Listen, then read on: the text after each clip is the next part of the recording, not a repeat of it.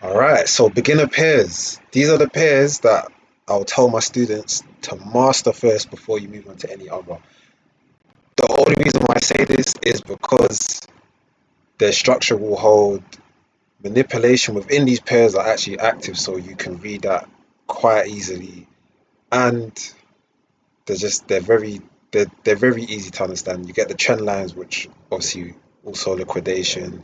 You get the structures that hold, and most of the time you can see the structures on these pairs as easy as possible. So the pairs below are Euro USD, GP USD, USD JAP, and obviously once you get comfortable with these three pairs, you'll move on to the main pair that I basically only trade majority of the time, which is gold. Obviously, if you find it on any platform such as TradingView or on the broker that you're with, it will be XAU USD. But you have to build your confidence up to get there.